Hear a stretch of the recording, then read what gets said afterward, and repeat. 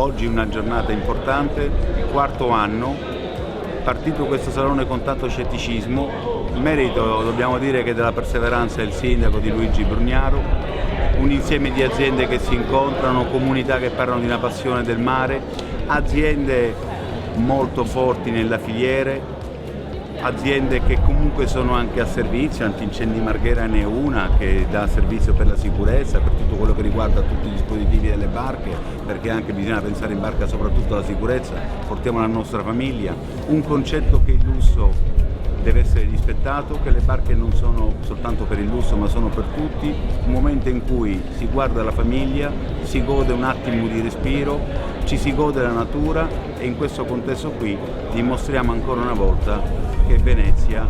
è una realtà industriale forte che basa le proprie radici sulla nautica.